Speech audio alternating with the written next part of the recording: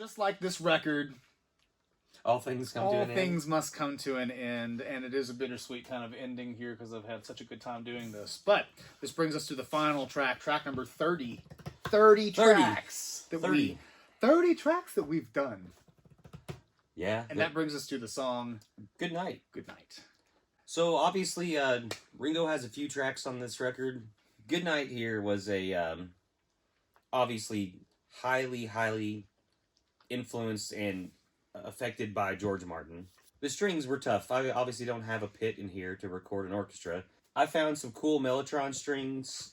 I found a cool mellotron flute. The crazy high-pitched soprano voice you hear, that's actually a sample from a mellotron as well. So I was just able to take these old vintage, crazy, just sustained sounds and thicken them up, make this song sound as close to the orchestra as I could. I can't tell you how excited I was to send it to you. Yeah. I did it at like 2 or 3 in the morning, and I'm just like, man, I think this song's done. Like, here you go. I think this one's over. Yeah. And I wasn't sure, like, this is like one of those songs, you know it's coming. We put it off. Mm-hmm. It was kind of like we're down to the last few tracks that we've got to record, and it is at the end of the album, but it's also one that we waited to record. I was real nervous about it. I had no idea how to approach any of it. It's got a beautiful piano part. I can't play it that way. I can't even fake it that way. It's either you can do that or you cannot. Aaron sends over the file. Piano's already good to go across the whole thing. And it's kind of like this version is not... It's sort of a blend between a couple versions. yeah. Because it's a little shorter. There's a version that... I don't know if it's anthology or what. There's a version that doesn't have the whole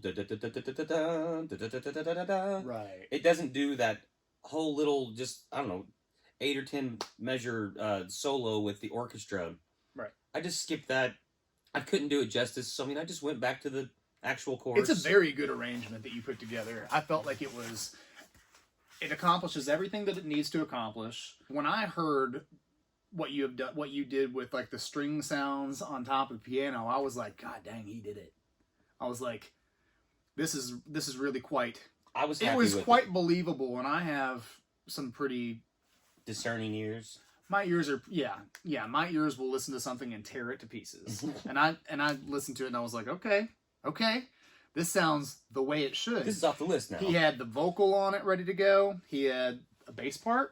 Yeah, actually... piano, and then all the little string frills. It was pretty well polished. So one of my least favorite songs on the album turned into one of my favorite experiences in this whole thing. Because you start appreciating parts of the song you just didn't notice before, and I'm just like, I never put this in my head as this bass part, but that is the bass part. Something about listening to Ringo as the last voice in a Beatles album is very calming. It's very like, unexpected. Yeah, it's sort of unexpected. Paul ain't no dum-dum. How does Paul McCartney end his great album, Flaming Pie? Yeah. Ringo guest stars. Guess what? Beautiful Night. And I freaking cry like a baby every time I hear it. Beautiful night. Anyway, so Ringo. Yeah, way to go. People give you crap, brother, but you brought your A game. We did a Facebook channel for this as well. Yeah. Before we realized YouTube is way better to reach out to people other than our immediate friends and family. He did a tribute with pictures of our kids.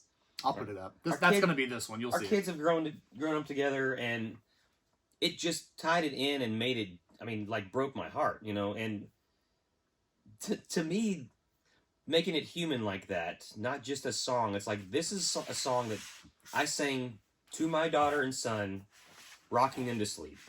We want to thank you so much for riding all the way through the White Album with us. This song ends it well.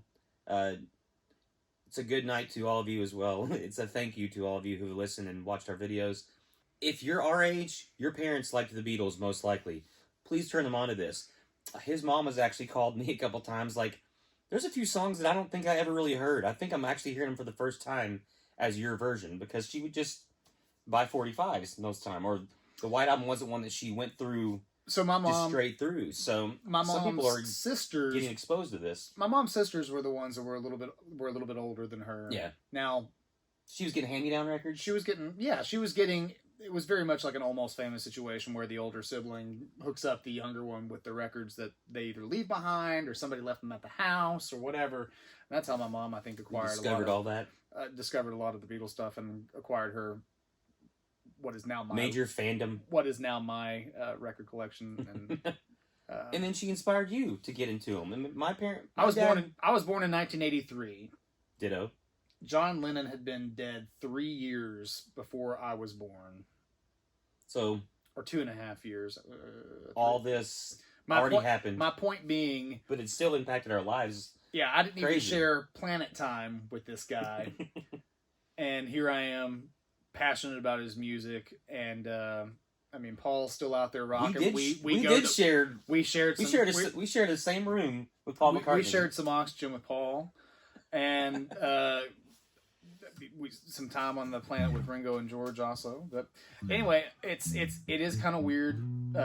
Like you said, if you're into this music, there's a decent chance, a pretty good chance that your parents are, and by God, your grandparents might be into it also, depending on how old you are.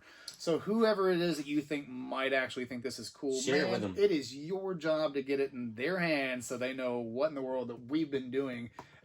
There's some major Beatles fans out there that don't know all the songs on this record because they're like Sgt. Pepper hardcore fans or Abbey Road fans that. Or everybody says, when did Rubber Soul Revolver. Rubber Soul and Revolver people. There's Sgt. Pepper people. This is one that's Let It Be people. Every kind of weird little thing they did, and some gems in the middle. There are some on there that are just kind of filler. It's kind of transitional songs, and Goodnight to me is not one of those. Goodnight is the perfect stamp at the end. Yeah. We want to thank you so much. From our studios to your screens, we thank you so much for staying with us through the entire project. SPRACE does the White Album. I'm Aaron. And I'm Patrick. We are SPRACE. And we really appreciate you guys hanging on for this ride. We'll be back with more music and more things probably in the weeks and months that come. Stay tuned. Make sure you're checking in with the page. Make sure you hit subscribe so you get the alerts that we're putting new things up. And other than that, guys, thank you for being with us. We'll see you next time around. Thanks. Now it's time to say goodnight. Good night. Sleep tight. Now the sun